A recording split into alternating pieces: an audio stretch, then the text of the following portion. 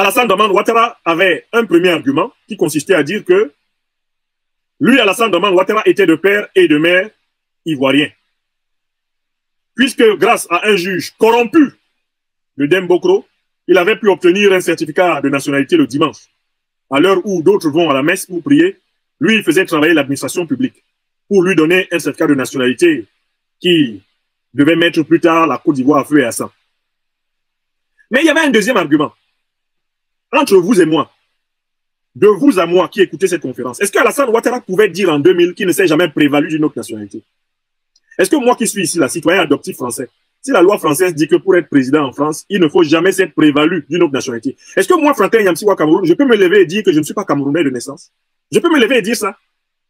Alassane Ouattara s'est levé en Côte d'Ivoire pour dire que lui, il ne s'était jamais prévalu d'une autre nationalité, alors que le monde entier sait qu'Alassane Dramane Ouattara avait commencé par être voltaïque. Je recommence.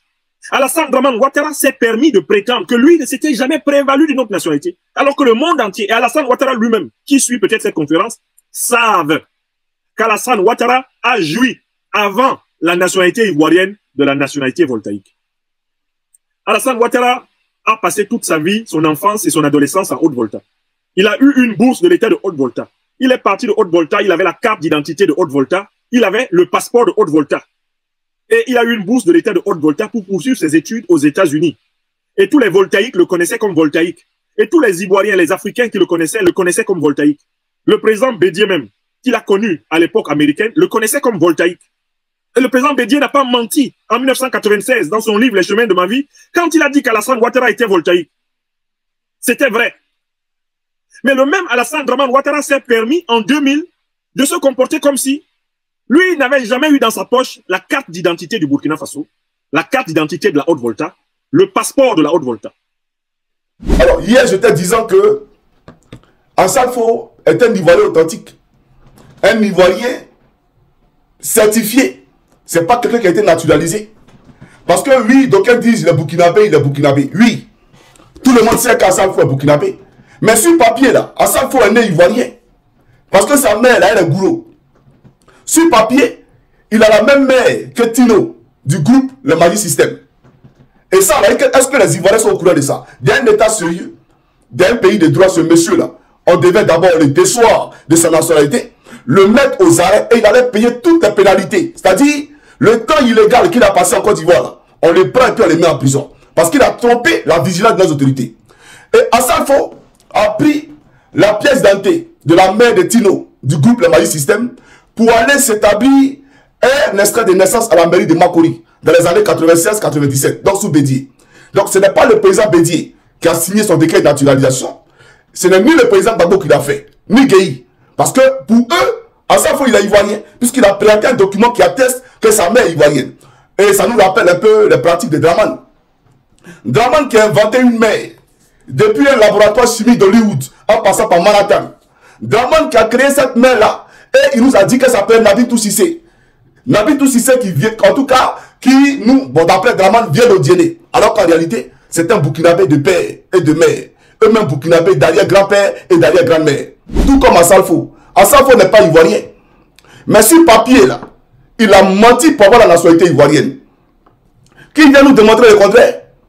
Est-ce que lui et Tino n'ont pas la même mère? Est-ce qu'Assalfo n'est pas gourou de naissance? Il est gourou de naissance. Permettez-moi d'allumer, bien entendu, le climatiseur du peuple. Donc, notre frère gourou, Assalfo, a trompé nos autorités sur l'acquisition de la nationalité ivoirienne. C'est vrai ou c'est faux, Assalfo? Johnny Pacheco, là, je ne suis pas en train de mentir, tu le sais très bien. Alors, voici un monsieur qui est l'ambassadeur. Dramane a fait de lui ambassadeur de la musique ivoirienne. Pourtant, son niveau intellectuel, c'est zéro. Pas de Sako même qui a fait université. Pas de Sako qui a fait, comment on appelle ça, je crois qu'il a fait criminologie. Mais, bon, c'est pas mon ami, donc je ne peux pas savoir ce qu'il a, quelle filière il a étudié, bien entendu, état à l'université. Mais je sais qu'il a un niveau, il a un bagage intellectuel. Pas de Sako. Lui n'est pas ambassadeur de la paix ou bien ambassadeur de la musique ivoirienne. C'est Assalfo qui est ambassadeur de la musique ivoirienne. Avec son niveau élémentaire, là, lui, il est ambassadeur de la musique ivoirienne. Voilà la réalité sous Dramane. Voilà ce que les Ivoiriens vivent sous Dramane. Dramane n'est pas un Ivoirien. Et Nabitou Cissé n'a jamais été la mère de Dramane Ouattara. Alors, le frère de Draman, le frère de Nabi Toussizé, il a toujours dit, puisque toi tu dis que tu es l'enfant de sa sœur, mais lui il dit qu'il ne connaît pas un enfant de sa sœur qui s'appelle Draman. Mais toi tu insistes pour dire que c'est ta mère qui est là. Non, ce n'est pas ta mère. Donc Draman c'est un affabulateur, Draman c'est un usurpateur, c'est un menteur, un manipulateur. C'est très grave. Et je suis en train de vous analyser une première crise issue d'une décision du Conseil constitutionnel. Rétrospectivement, je vous pose la question à propos de M. Ouattara. Est-ce que le Conseil constitutionnel a vraiment appliqué la loi? Rétrospectivement, avec le recul, je vous dis oui. Le Conseil constitutionnel en 2000 a appliqué la loi. La loi était peut-être injuste. Et M. Ouattara aurait dû avoir le courage de Guillaume Soro de dire non à cette loi injuste. Non, Ouattara n'a pas dit non à la loi injuste parce que lui se préparait à prendre le pouvoir par coup d'État. Il se préparait à prendre le pouvoir par la rébellion. En 2010, est-ce que M. Ouattara a respecté l'article 98 de la Constitution qui dit « Les décisions du Conseil constitutionnel ne sont susceptibles d'aucun recours ». Non. Quel est le motif qu'il a avancé? Il a avancé comme motif que ces décisions étaient injustes parce qu'on avait retiré des Ivoiriens qui avaient voté, on n'avait pas compté leur voix, donc on les avait retirés littéralement des listes électorales et on avait proclamé un résultat en ayant privé des Ivoiriens qui avaient droit aux élections de voter. Les mêmes causes produisant les mêmes effets. Je commence à vous poser cette question. Peut-on imaginer que les Ivoiriens qui ont été exclus des listes électorales acceptent le verdict du Conseil constitutionnel en leur défaveur, alors même que ce qui leur arrive est ce dont Alassane Draman Ouattara se plaignait en 2010? Réponse non. Comment moi j'analyse rétrospectivement la décision de Paul Yaoundé en 2010? Incontestablement, Paul Yaoundé, en réalité, devait avoir le courage, non pas de dire que Laurent Gbagbo avait gagné les élections, encore moins de dire qu'Alassane Ouattara avait gagné les élections. Ce que Paul Yaoundé devait faire en décembre 2010, c'était d'annuler les élections, de considérer que les élections étaient nulles et de nul effet. Car les irrégularités qui ont eu lieu lors notamment du deuxième tour étaient de nature à entacher la sincérité et la régularité du scrutin. Donc, le Conseil constitutionnel, dans tous les cas, avait décidé, même s'il s'était trompé, la loi suprême en Côte d'Ivoire étant la loi constitutionnelle, Alassane Draman Ouattara, qui veut aujourd'hui nous donner des leçons en matière de respect de la Constitution, aurait dû s'aligner, il ne s'est pas aligné.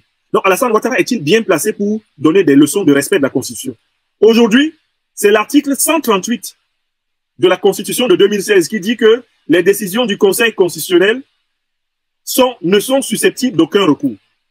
Mais c'est pratiquement ce qui était écrit dans l'article 98 en 2000.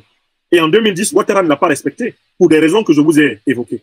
Pourquoi faudrait-il que les autres, que Ouattara exclut, respectent l'article 138 de la Constitution de Ouattara, alors que lui, quand il y a eu des exclus et qu'il a lui-même été exclu, il n'a pas respecté les articles de la Constitution qui lui demandaient de ne respecter que la Constitution. Eh bien, nous pouvons d'ores et déjà conclure un peu cette première partie sur l'histoire du Conseil constitutionnel ivoirien. Il reste une troisième phase avant 2020 que je voudrais évoquer. C'est ce qui s'est passé en 2015. Et je vais en profiter pour vous raconter les anecdotes de quelque chose de grave qui s'est passé en 2015 et qui a peut-être échappé à certains Ivoiriens. En 2015, février, autour de février, le président du Conseil constitutionnel, le professeur Francis Vanga-Vaudier, dont je vous ai parlé du brillant article publié en 2013, le président du Conseil constitutionnel, le professeur Francis Vanga-Vaudier, a rendu sa démission de la présidence du Conseil constitutionnel. Est-ce que vous savez pourquoi le président du Conseil constitutionnel, le professeur Vaudier, a démissionné? Est-ce que vous savez pourquoi il a démissionné? Mais il a lui-même donné les raisons de sa démission. Les raisons officielles de sa démission sont disponibles dans un article, dans un ouvrage qu'il a publié quelques années plus tard, en 2018. Et ces raisons se résument en une seule cause. D'ailleurs, j'ai mis à votre disposition le texte de cet article. Eh bien, pourquoi le président du Conseil constitutionnel Vaudier a-t-il démissionné en 2015? Dans l'ouvrage intitulé Côte d'Ivoire, le Conseil constitutionnel de 2010 à 2015, regard croisé, le professeur Francis Vanga-Vaudier, qui s'exprimait le vendredi 12 octobre 2018 au Centre international pour le développement du droit, si à la Riviera Bonoumen, a dit très clairement que sa démission s'explique par son refus d'accepter que des considérations à relents politique viennent interférer dans les délibérations du Conseil constitutionnel. Je recommence. Le professeur Vaudier a démissionné de la tête du Conseil constitutionnel parce qu'il ne voulait pas accepter que des considérations à relents politique viennent interférer dans les délibérations de cette institution. Mais qui interfère dans les délibérations du Conseil constitutionnel depuis qu'il est au pouvoir. C'est Alassane Draman Ouattara. Le professeur Vaudier a ainsi révélé très clairement que c'est parce qu'Alassane Draman Ouattara ne le laissait pas travailler librement, ne le laissait pas, avec les autres membres du Conseil constitutionnel, exercer véritablement la tâche de contrôle de la constitutionnalité des lois, de gardiennage du fonctionnement électoral. Bref, d'instance suprême, effectivement, des affaires publiques, d'instance suprême d'arbitrage des affaires publiques en Côte d'Ivoire, c'est précisément parce que ce rôle-là ne pouvait pas être joué avec un Ouattara en permanence en train de se mêler et de vouloir imposer son autorité et même son dictat sur les décisions que le professeur Vaudier s'est retiré. Mais en tant que sachant, je vais plus loin. Le professeur Vaudier s'est retiré pour une raison encore plus profonde. Maintenant, cette raison est connue. On peut en parler. Chers amis, non seulement Ouattara n'arrêtait pas de s'immiscer dans le fonctionnement du Conseil constitutionnel, de vouloir imposer au président de ce Conseil ce qu'il devait penser, ce qu'il devait faire, mais Alassane Draman Ouattara s'est inquiété quand le professeur Vaudier a simplement posé 2 questions sensées. Nous étions à la veille de l'élection présidentielle d'octobre 2015.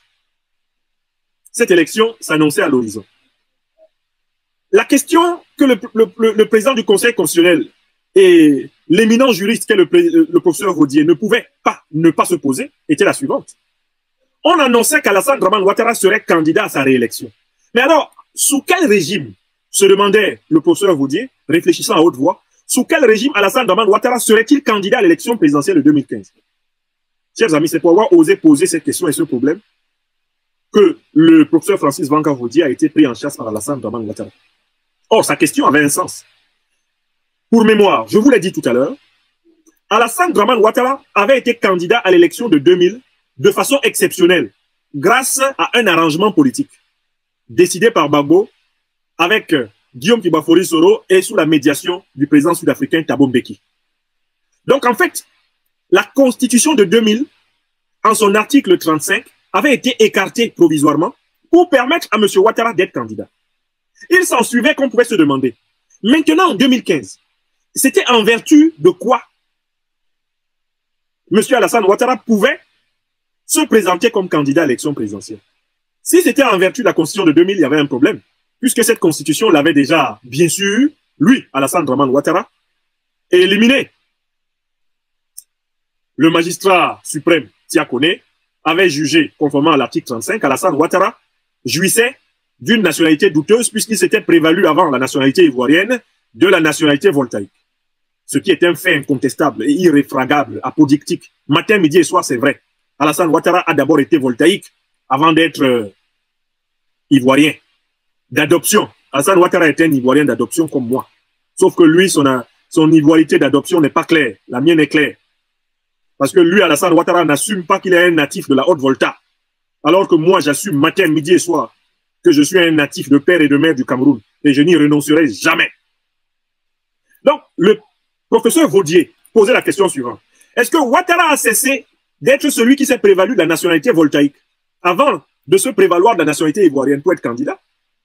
Ou est-ce qu'il faudrait de nouveau un décret exceptionnel pour que Ouattara soit de nouveau candidat en 2015? Voilà des questions logiques que l'éminent professeur et constitutionnaliste se posait.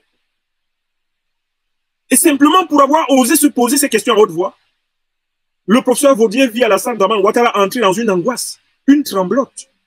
Alassane Ouattara au bord d'un nouvel accident cardiovasculaire, uniquement parce que l'éminent juriste et intellectuel s'interrogeait à haute voix.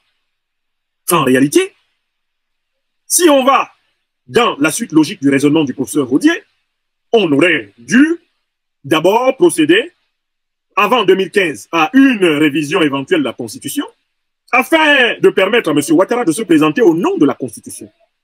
Car s'il fallait se baser sur la Constitution de 2000, M. Ouattara était encore fort clos. Puisque la Constitution de 2000, en son article 35, disait qu'il ne fallait jamais s'être prévalu d'une autre nationalité. Et que M. Ouattara n'a jamais démontré qu'il n'a pas été voltaïque. Et Ouattara ne peut pas démontrer qu'il n'a pas été voltaïque. L'État de Côte d'Ivoire a tous les moyens, même aujourd'hui, de prouver que Ouattara a été voltaïque. Et Ouattara ne peut s'attaquer à personne dans un procès où que ce soit sur la terre pour démontrer qu'il n'a pas été voltaïque. C'est le président de la République qui nomme le président du Conseil constitutionnel. Et quand le président du Conseil constitutionnel commence à poser des questions comme le professeur Vaudier, qu'est-ce qu'on fait? On le vire. Donc vous avez bien compris que si on a viré Vaudier, c'est parce que Ouattara considérait que Vaudier n'était pas à sa botte et n'allait pas faire ses 4 volontés. Donc Ouattara a remplacé Vaudier forcément par quelqu'un qui lui est soumis. Un certain Kone Mamadou, dont nous allons amplement parler tout à l'heure. C'est le président qui nomme le président du Conseil constitutionnel. Donc ça fait déjà 1 pro Ouattara. La loi continue en disant que le président de la République nomme, sur les 6 conseillers qui restent, le président de la République nomme 3 des 6 conseillers. D'accord? Ça fait déjà combien là? Ça fait déjà 4. Quand il nomme actuellement, en fait, le Conseil constitutionnel, le président de la République a déjà combien? Il en a 4. Mais continuons. On dit que le président de l'Assemblée nationale nomme 2 conseillers et que le président du Sénat nomme 2 conseillers. Mais je vous demande, qui est le président de l'Assemblée nationale? C'est un certain monsieur Amadou Soumaoro, n'est-ce pas? Amadou Soumaoro qui a dit ceci: tant que moi, Amadou Soumaoro, je serai président de l'Assemblée nationale, je le cite, les 4 volontés d'Alassane Dramane Ouattara vont se faire ici, à l'Assemblée. Amadou Soumaoro est membre du parti de Ouattara, le RHDP. Il s'ensuit que les 2 conseillers nommés par Amadou Soumaoro, en réalité, ils sont nommés directement par Ouattara. On continue. Il y a un conseiller qui est nommé par le président du Sénat. Qui s'appelle le président du Sénat? Il s'appelle Jeannot Ahoussou Kouadio. Il est membre de quel parti? Il est membre du RHDP. Et il a trahi quel parti? Le PDC-RDA. Il a trahi le PDC-RDA pour rejoindre Alassane Ouattara. Est-ce qu'il a rejoint Alassane Ouattara pour désigner des personnes qui peuvent contredire Alassane Ouattara au Conseil constitutionnel? Non. Je viens de vous démontrer déjà rapidement que, 1, le président du Conseil constitutionnel, Kone Mamadou, est à la botte de Ouattara. Il a été désigné pour être différent de Vaudier, qui était indépendant d'esprit. 2, le président, les 3 premiers conseillers du Conseil constitutionnel, eh bien, ils sont choisis par Ouattara. Donc, il n'y a même pas à perdre le temps. On va quand même analyser quelques-uns d'entre eux. Vous allez voir que c'est des militants du RDR de longue date. Ce sont des militants du RDR de longue date. Certains, comme Maître Emmanuel Assi, certains comme Madame Mato Loma Sissé, certains comme Maître Samassi qui vient d'arriver, c'est des militants du RDR de longue date. Donc, il n'y a même pas de débat. En tout cas, les 3 que Ouattara nomme sont aussi soumis à lui que le président du Conseil. Il a déjà 4. Or, les décisions du Conseil sont prises à la majorité simple. C'est-à-dire que quand il y a une décision à prendre, on va organiser un vote. S'il y en a 4 qui votent pour, la décision passe. Et elle est considérée comme la décision de tout le Conseil constitutionnel. Rien qu'avec ce premier argument, vous avez donc la preuve que le Conseil constitutionnel n'est pas indépendant. C'est une chambre d'enregistrement d'Alassane Dramane Ouattara. Mieux, je vous donne une information au passage. L'actuel président de la Commission électorale indépendante, soi-disant indépendante, la CEI, Monsieur Koulibaly Kouibier Ibrahim, n'est rien d'autre que l'ancien secrétaire général du Conseil constitutionnel, qui travaillait sous la botte du même Kone Mamadou. C'est-à-dire qu'en fait, Alassane Ouattara a installé son parti dans les institutions qui doivent arbitrer de manière supposément impartiale et indépendante, eh bien, le contentieux électoral de la République. C'est très grave. Lorsque Guillaume Kibafori Soro était président de l'Assemblée nationale, et même conformément à l'ancienne constitution, la constitution de 2000, le président de l'Assemblée nationale avait le droit de désigner à lui tout seul trois membres du Conseil constitutionnel. Eh bien, je vais vous faire une confidence. Au moment où Guillaume Kibafori Soro, à cette époque, voulait réfléchir à proposer des noms, Alassane Ouattara avait déjà décidé des noms. Je recommence. À l'époque même, c'est-à-dire que quand ils arrivent ensemble au pouvoir, en 2010, 2011, 2012, 2013, l'Assemblée nationale est instaurée en fin 2011, début 2012. Guillaume Kibafori Soro, selon la Constitution, doit désigner 3 conseillers pour qu'ils aillent au Conseil constitutionnel. Pendant que Guillaume Soro est en train de réfléchir à la désignation des conseillers, Ouattara les a déjà désignés. C'est-à-dire que Guillaume Soro se retrouve président de l'Assemblée nationale avec des responsabilités constitutionnelles de choix de 3 conseillers. Au moment où il veut faire ce choix, le président de la République a déjà fait une liste et lui donne en disant « Ah, voilà, vraiment, Guillaume, c'est ça qu'on va faire. Voilà le nom de ceux qui doivent être conseillers. Parce que vraiment, il ne faut pas qu'on prenne le risque. Hein. Je veux que ce soit des gens sûrs. » Le président de l'Assemblée nationale d'alors découvre déjà qu'il a affaire en réalité à un autocrate. Pendant que Guillaume Soro cherche à désigner des magistrats de valeur pour donner à l'institution judiciaire une dimension, Alassane Ouattara impose déjà sous Guillaume Kibafori Soro, et Guillaume Kibafori Soro, qui est un homme de liberté et de caractère, réussit à cette époque in extremis à placer au moins un membre du Conseil constitutionnel, de son propre chef.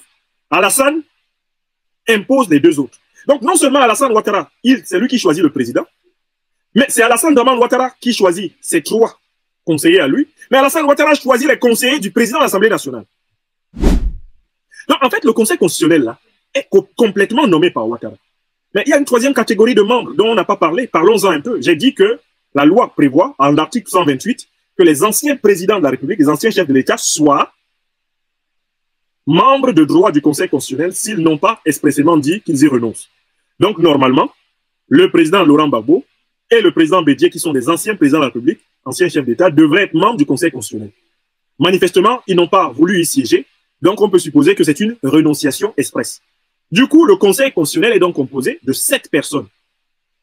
Mais, analysons le personnage principal du Conseil constitutionnel pour voir à quel point c'est une organisation pourrie jusqu'à la moelle des os. Il s'appelle M. Koné Mamadou. M. Koné Mamadou est ancien président de la Cour suprême. M. Koné Mamadou est ancien ministre de la Justice, garde des Sceaux. Et il a publié sur les sites officiels ivoiriens, notamment sur le site du gouvernement ivoirien, il a publié son curriculum vitae studiorum. Je m'en vais vous lire un peu ce curriculum, un peu curieux et bizarre. Il y a des choses incroyables. Je ne sais pas comment, en Côte d'Ivoire, on peut se permettre d'avoir à la tête de nos institutions ce type de roublard et de menteur. Donc Alassane Ouattara a dit que Koné Mamadou est nul par rapport à lui, Ouattara, en matière de connaissance de la Constitution. Alassane Ouattara a dit que le Conseil constitutionnel dirigé par Koné Mamadou ne vaut rien. Devant lui, Alassane Ouattara, dans sa sapience absolue et supérieure. Alassane Ouattara a méprisé le Conseil constitutionnel. Or, au lieu de répondre à Ouattara, qui lui dit que toutes ces études qu'il a faites, sa maîtrise de droit qu'il a obtenue à Abidjan, ces études qu'il est venu faire à l'École nationale d'administration de Paris, Ouattara dit à Koné Mamadou, toutes vos études sont nulles et de nul effet. C'est moi, Alassane Ouattara, qui dicte le sens de la Constitution. Au lieu de répondre à Ouattara courageusement, comme il a eu le courage d'être rebelle contre Laurent Gbagbo, Koné Mamadou se met à se moquer des Ivoiriens. Il se retourne contre les Ivoiriens et il dit que les Ivoiriens prétendent tous connaître la Constitution et que les Ivoiriens sont tous devenus des champions en Constitution. Il a oublié que celui qui a ouvert la vanne, celui qui a ouvert la porte des enfers, s'appelle Alassane Dramane Ouattara. C'est lui qui a dit « La Constitution me donne le droit de faire 2 autres mandats. » C'est-à-dire, la Constitution lui donne le droit de faire 4 mandats au total. C'est Ouattara qui a introduit des phrases brinqueballantes, abracadabrantesques, du genre « J'ai droit à un premier mandat de la 3e République. » C'est Ouattara. C'est Ouattara qui a introduit en Côte d'Ivoire le mépris de l'article 183 de la Constitution, qui disposait de la continuité législative. Le professeur Ouraga Obou a dit le contraire. Le ministre Cissé Bakongo, docteur en droit, a dit le contraire. Le ministre de la Justice, Sansan Kambile, a dit le contraire. Devant la représentation nationale, devant le peuple de Côte d'Ivoire et devant les médias nationaux et internationaux. Ils ont dit le contraire de ce que dit Ouattara. Koné Mamadou est-il plus compétent qu'Ouraga Obou en droit constitutionnel? Koné Mamadou est-il plus compétent que Ibrahima Cissé Bakongo en droit constitutionnel?